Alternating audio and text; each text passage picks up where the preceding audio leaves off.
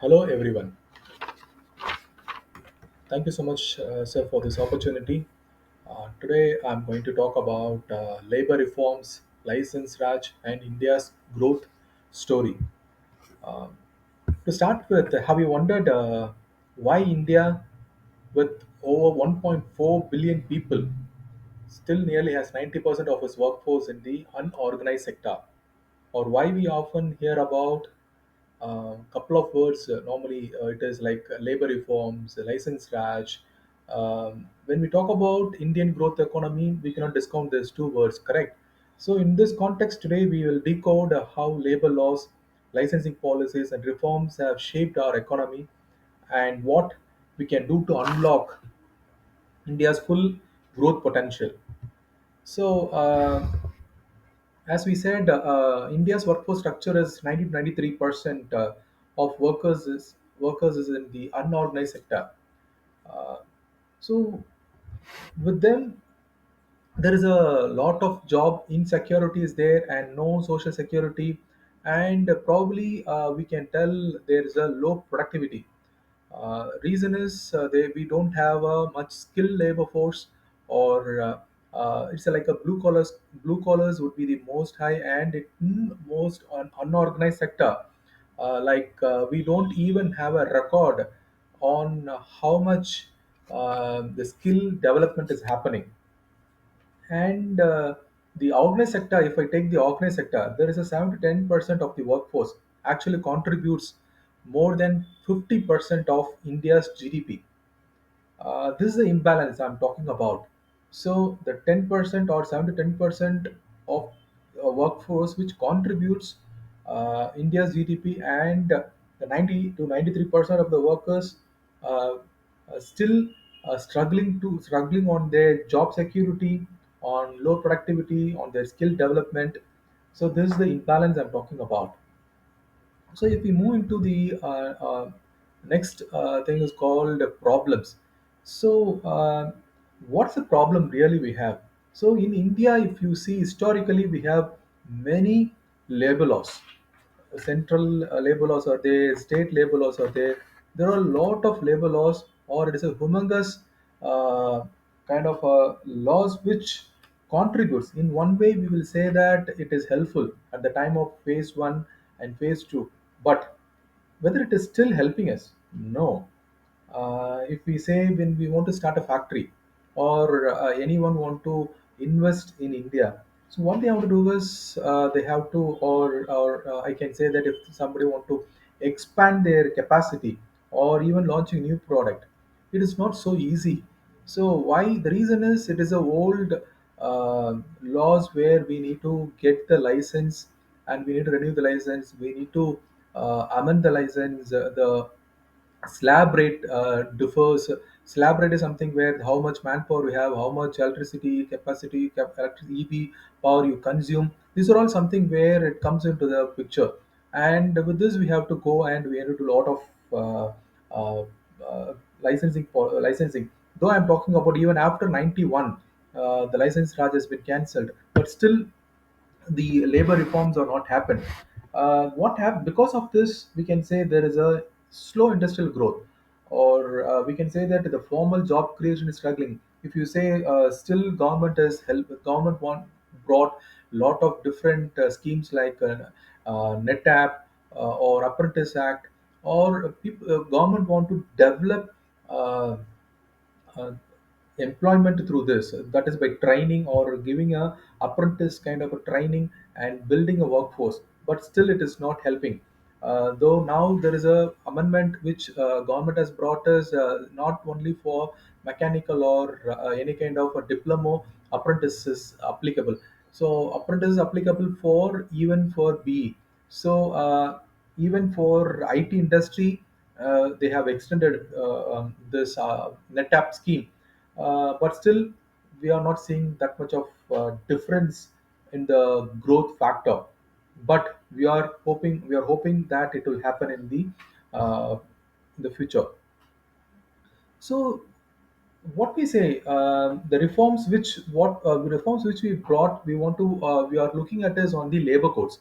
So if you see in 2019-20, Government proposed labor codes, that is four simplified codes on wages, industrial relations, social security, and occupational safety. These are four simplified codes where the lot of difference or the uniformity it will bring, and it will easy out the uh, labor laws here. But the problem is the implementation. More than 5 years we are struggling to implement. Do you see how much difficult it is?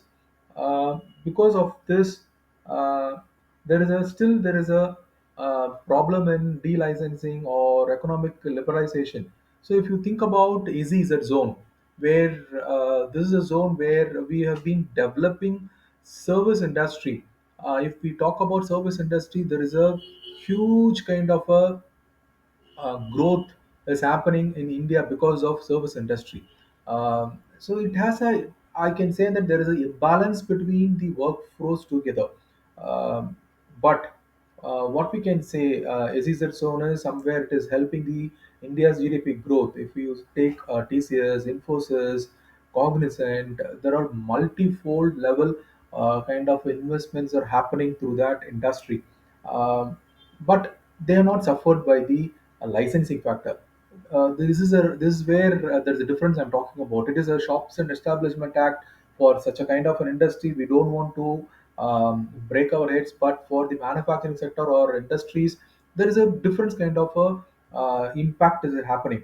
See, if I talk about in 1961, there is a green revolution which happened. So why there is a difference? Why there is an imbalance? Because we say that it is like a boomers or a baby boomers. After baby boomers, it is like the millennials, where people were been expecting lot of things from their growth factor, because every household, so people want, any person wants to work, they have to think on their food, their the basic needs, they have to meet the Maslow's first pyramid, right? So they are working for the food, they are working for the shelter, they are working for the safety aspects, but no one has gone into the level of second pyramid of Maslow's law on psychological safety or realization or bringing something different. Now, after 1991, still the green revolution have helped people to have more food. We are not expecting more on foreign countries. We are exporting, but still the labor reforms are not happening. Because of that, the liberalization or globalization, or this is the LPG. Liberalization, privatization, this as globalization is not helping much. So until unless we bring more contribution, or if we want to bring more contribution to the GDP, so we need to make lot of reformation in labor laws. So today's service sector, if I say 60% of the GDP is being contributed by the service sector. Agriculture, though we have 44% of our whole population, contributes only 15% of GDP. So manufacturing sector, there is no much of job created, but still it contributes 20 to 25%. But we depend more on manufacturing. So without that, there is no more growth is there. So we need to focus more on manufacturing. So simplify the compliance. So the reforms which we talked about is on the green shoots. So this is how it is. So the challenge that is, we need to simplify the compliances. We need to bring the labor codes. We need to formalize jobs. How we need to incentivize MSME. So there are small sectors. Though SSI has been moved out of uh, at the year of 1991, still there are a lot of small scale industries where their skill development is not that much of happening. MSME is helping small scale industries to build their skill and competence, but there are there are no much of startups are coming up. So the skill development is the another bigger challenge. Until unless this reformation is not happening, there will be a problem in formalizing the jobs, the security, social security, and we cannot have a competition. So that is how the problem is. If I want to compete with different countries and we need to bring trillion GDP, then we have to really work on our labor reforms. Thank you so much, and thank you so much, sir, for this opportunity once again.